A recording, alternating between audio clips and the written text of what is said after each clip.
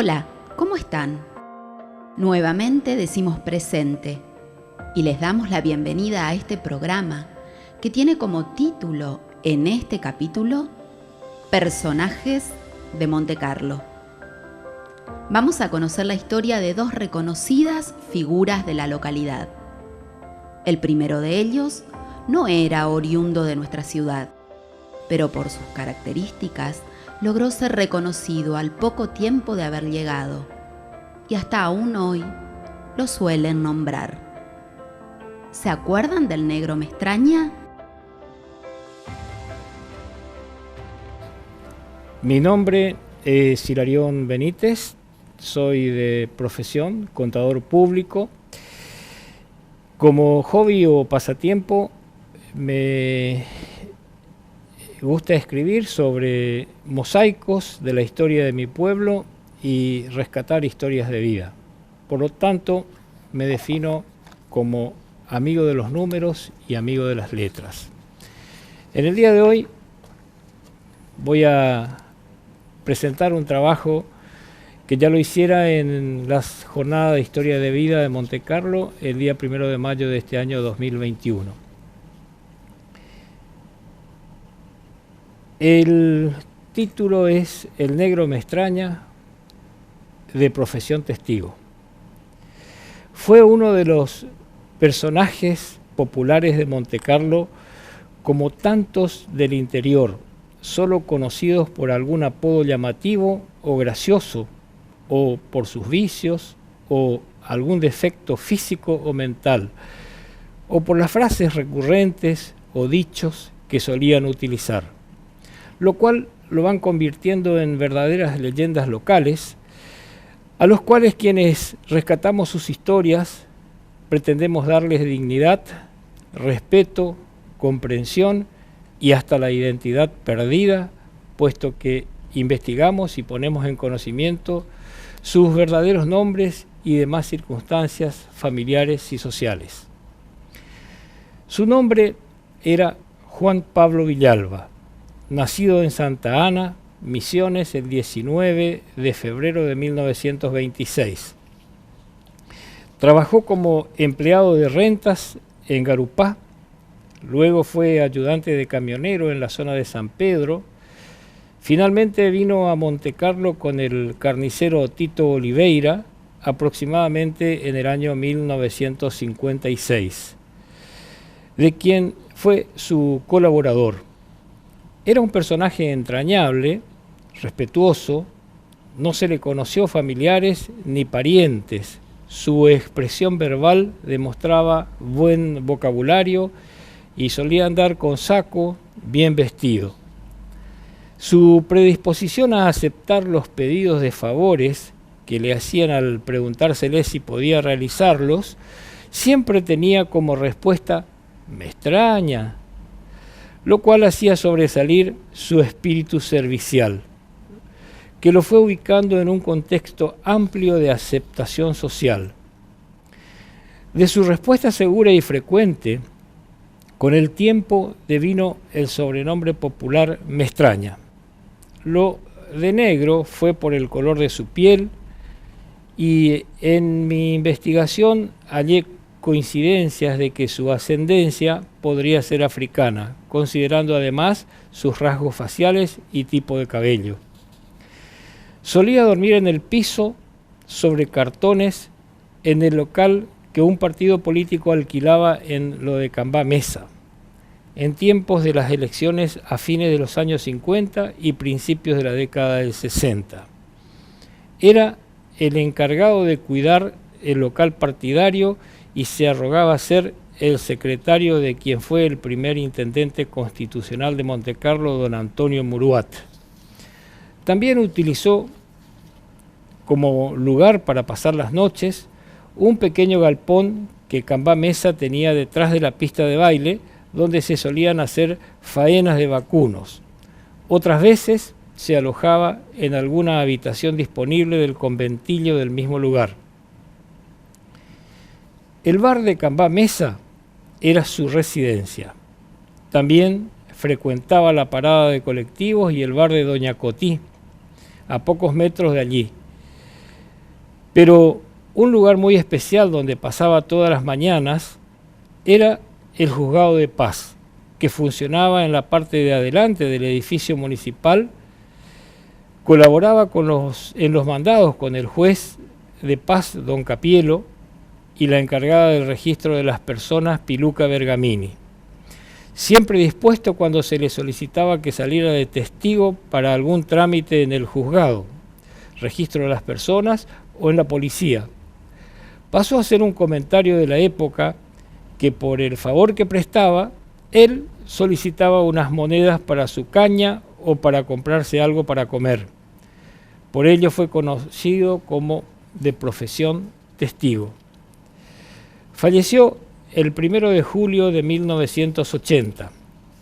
Cambamesa lo llevó a sepultar con su camión y lo acompañó un cortejo de 6 personas. Tuve acceso al libro de actas de defunciones y registro de las personas en el que constan sus datos y que la causa de su fallecimiento fue coma hepático, certificado por el doctor Kirten. Firmó como testigo, del testigo de muchos, Clemente Pacheco. A su humildad y buena actitud le correspondió siempre un buen trato y solidaridad de todos, especialmente por parte del intendente Muruat, el señor Capielo, Lucía Ortellado de Benítez, esposa del concesionario de la terminal, y de la familia Mesa. Con algunas características similares, hubieron en Montecarlo otros personajes populares como Jojó, el Negro Bandera, Matungo, Bocholo, José Benítez y, en la actualidad, Vizcacha, entre los más conocidos. Que esta pequeña investigación, traducida en el presente escrito, sirva para elevar nuestro respeto y solidaridad hacia quienes sufren este tipo de marginalidad. Muchas gracias. Era Hilarión Benítez con este gran recuerdo. Y para complementar esta historia, los invitamos a ver un archivo de Canal 5, en donde, en el programa Descubriendo Montecarlo, los invitados recuerdan anécdotas del famoso Negro Me Extraña. Coco, ¿cómo vino Negro Me Extraña a Montecarlo? Me Extraña, el famoso Negro. Él vino de Santa Ana, él era oriundo de esa zona, santanero. Y él vino acá y vivió en los primeros tiempos con un señor que trabajaba en madera, que se llamaba Novio. Era una compañía grande de maderera que traían rollos de la zona de Liso, Piñarito, Tobuna. Y era cuando recién también habían salido estos Ford 700, Ford 800, Ford 900. Sí, 800. Y bueno, y el negro apareció, era como ordenanza de los novios. Y así fue pasando el tiempo hasta que la madera termina y el negro quedó afincado acá y el pueblo en realidad lo apreciaba mucho, porque vino solo y solo anduvo, pero se hizo querer por la gente porque nunca tuvo, o al menos que yo recuerde, que haya sido una persona mala, al contrario, servicial, le gustaba un poquito el tinto, a veces se pasaba un poco, pero nunca perdía la postura, a veces hacía de niñero, o sea que el personaje que se lo recuerda hoy y que veo que es lindo, que nosotros mismos lo recordemos, y también que la juventud sepa qué pasaba antes en Montecarlo, quién eran los personajes, porque en cada pueblo siempre hay uno o dos que son personajes. Y bueno, uno de ellos es el Negro Me Extraña. Y se afincó mucho tiempo y acá vamos a ir a Icomesa, ¿no? En la casa de Icomesa con don Cambá Mesa, que eran con Pinche, y por allí lo llevaba también Ñacotí. Sí. Por allí estaban esos lugares, ¿no? Eso es real. ¿Cuál era la relación allí? ¿Por qué él se hallaba más allí? No, en realidad él no se afincaba en casa, ¿no es cierto? Pero como todos saben, ¿no es cierto? En mi casa era uno de los pocos bares que existían entre los pueblos.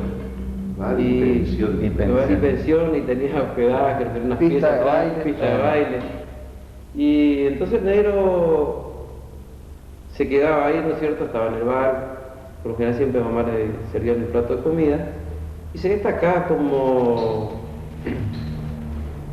testigo en el juzgado, ¿no es cierto? Entonces él se iba, a lo mejor se era una firma de testigo con un vasito de vino, la regala y así, ¿no es cierto? Eso fue el camino real de él, ¿no es cierto? Pero fue una excelente persona. ¿Cómo llega un personaje como Negro Mestraña a quererle todo el pueblo, chico, grande, porque lo miraban y saludaba a todos? Llega a penetrar tanto una persona extraña que viene de afuera y se afinca y todo lo aprecia. A pesar de que estos personajes, por ejemplo, nunca fueron... nunca molestaba a la gente, no eran chorros, no eran malos, no tenían un hogar fijo, pero la gente lo apreciaba. Bueno, por eso mismo que se congraciaron toda la gente, porque eran personas... Tiene un carisma, ¿no es cierto?, de que le quieren, sí, por eso. Y siempre al servicio de la gente. Lógicamente que él también necesitaba de la gente, porque un trabajo fijo nunca tuvo. Pero tampoco la gente lo explotaba, porque le daba sus pesos, comía en una casa, comía en otra. O sea que fue un hombre que no es que pasó por Monte Carlo y la gente se olvidó, porque mirá que estamos en 1994 y yo te hablo de la época que lo conocía al negro y yo tenía pantalones cortos. Y todavía el nombre ese, el negro me extraña, y le decían me extraña porque él tenía un dicho, me extraña. Siempre tenía dos, tres palabras y te decían me extraña. Y ahí fue que le quedó el apodo me extraña. Así intervino en la política, ¿no es cierto?, como cuidador del comité, justamente en la casa de Ico, ¿no? Secretario privado de Murbasco, también él, por ejemplo, cuando él llegó acá, ¿no es cierto?, inclusive él tuvo un paso fugaz por Caraguataí, ¿no es cierto?, y después estuvo acá. Vivía así como... Normalmente vivió mucho tiempo lo de don Carlos Yau también, ¿no es cierto? Sí. Ese era su aguantadero mayor, ¿no es cierto?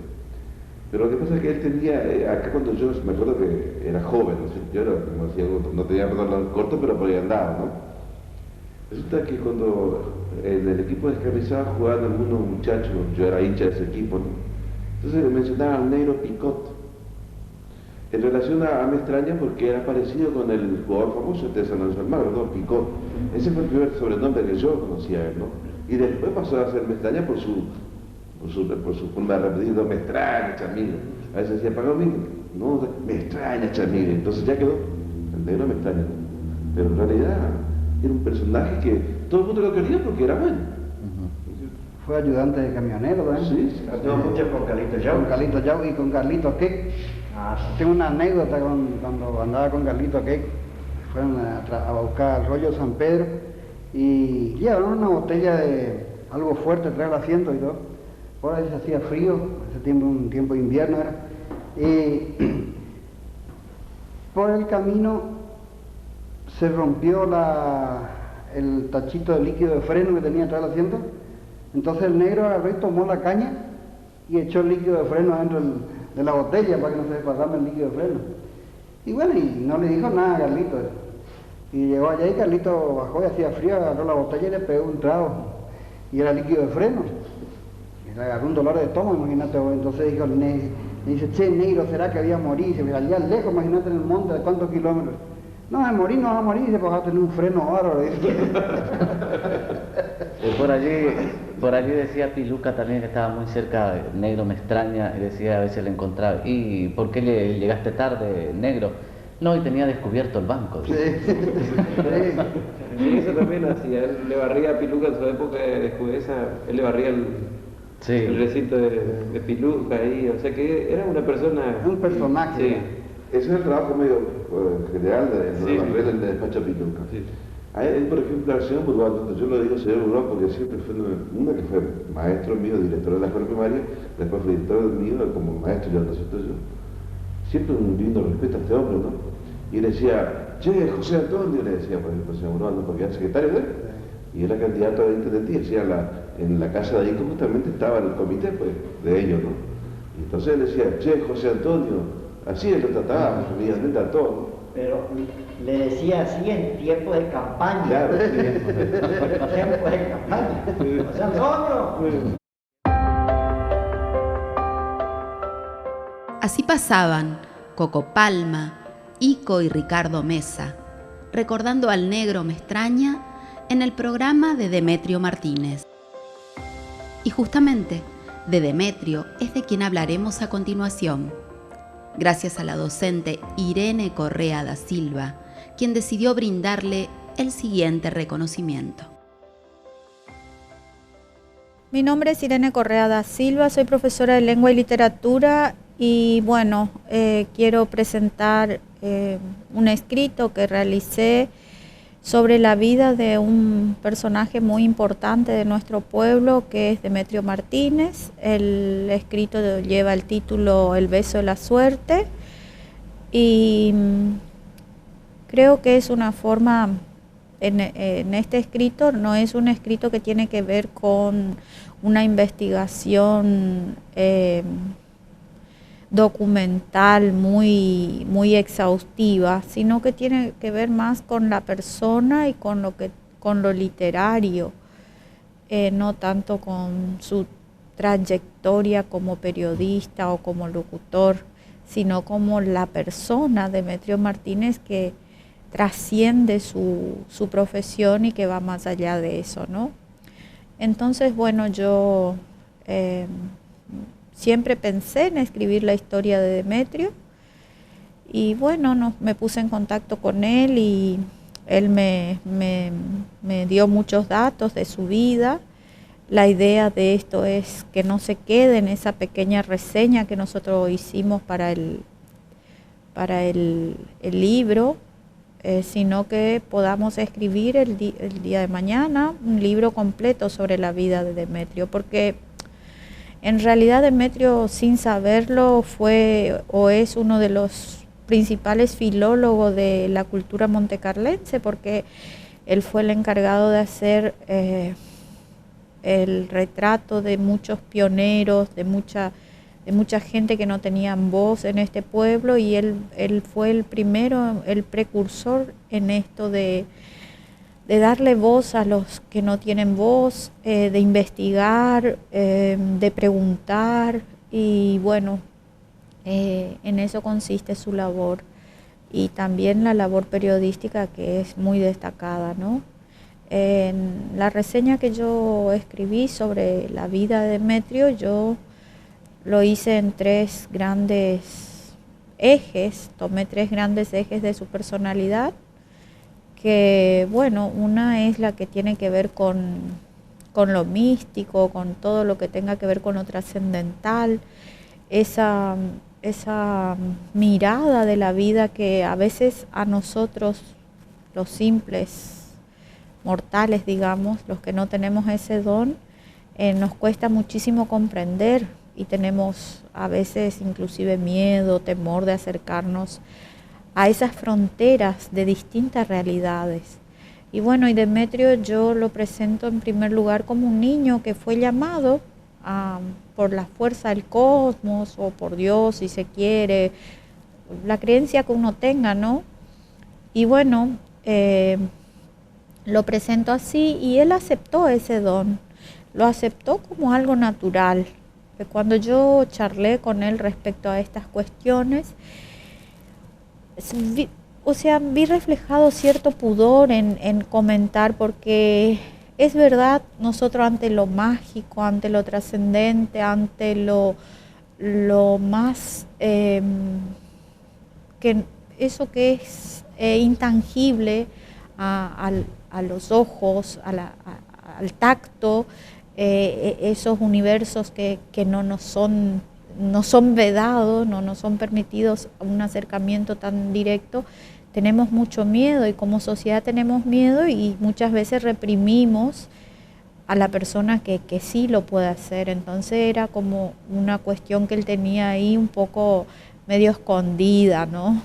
Y me parece que es bueno destacar esto porque realmente son personas elegidas por una fuerza superior que tienen ese don. Entonces yo plasmé esa primera imagen de ese niño recibiendo ese don sagrado. Después la otra imagen, que me parece que es una imagen que es muy fuerte, que tiene que ver con su rol de locutor y de periodista, es de un niño chiquito yendo a la escuela en los primeros grados de su aprendizaje y bueno, una maestra que le dice que él no puede ser locutor, que le da como algo que es como una prohibición porque dice que él no puede ser locutor porque él es aparaguayado.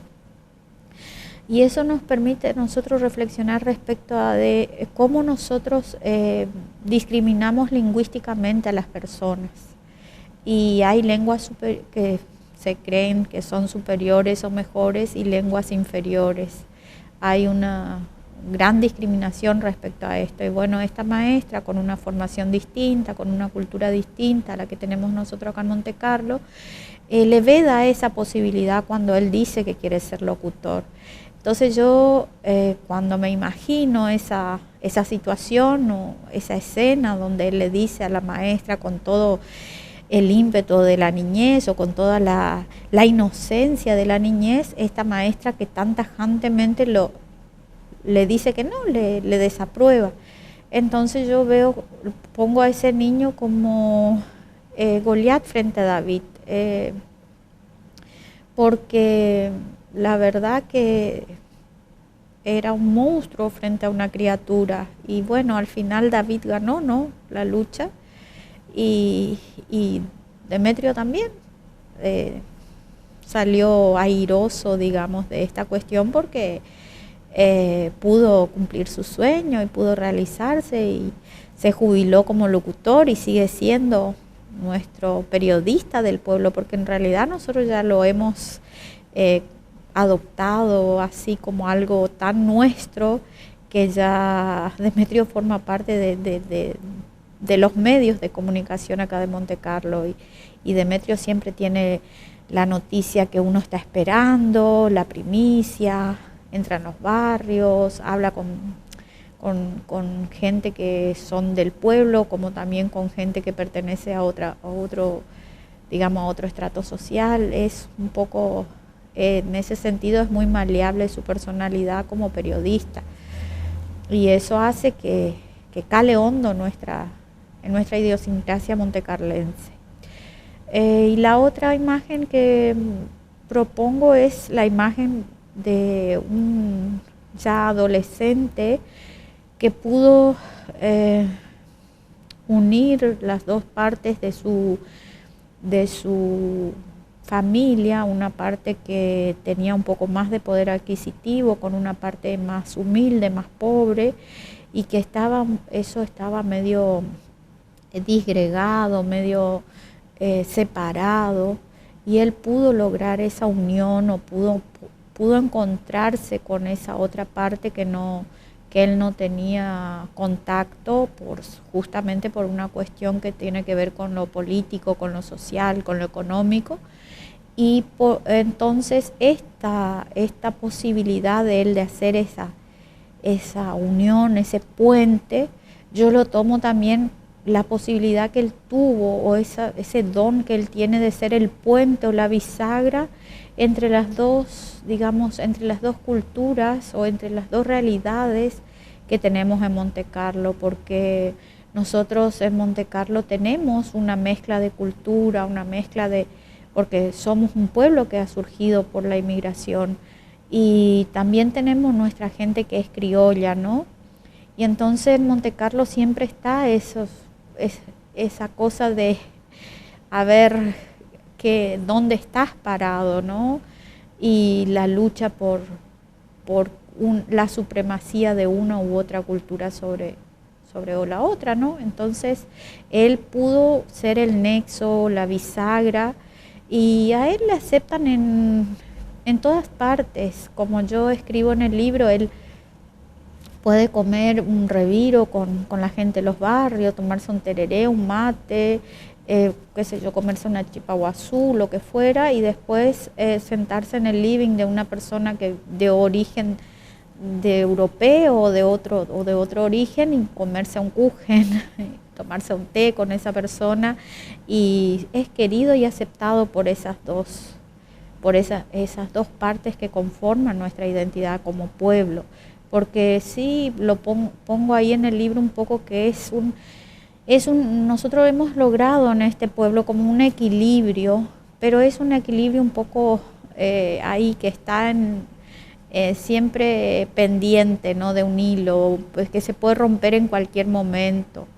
Y entonces ese equilibrio que a nosotros nos costó lograr tanto como sociedad fue también por mucho aporte de Demetrio. O sea, Demetrio aportó mucho en este sentido para que se pueda visibilizar estas dos culturas y que se pueda ver lo bueno que tiene cada una y lo malo también que tiene cada una, digamos.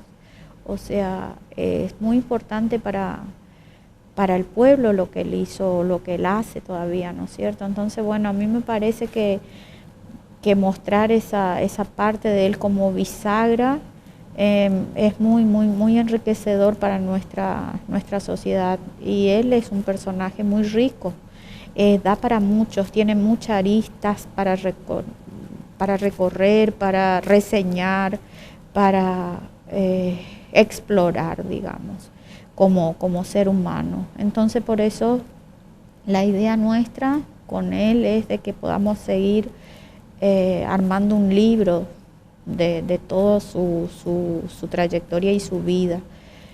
Claro que eso cuesta un montón y cuesta muchas horas de trabajo y muchas horas de buscar información y de recabar datos, pero estamos en eso.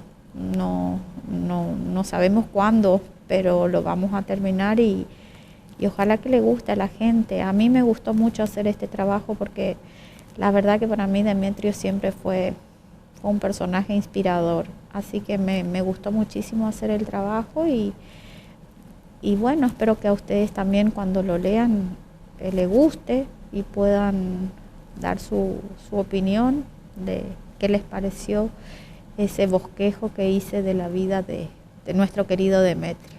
Gracias.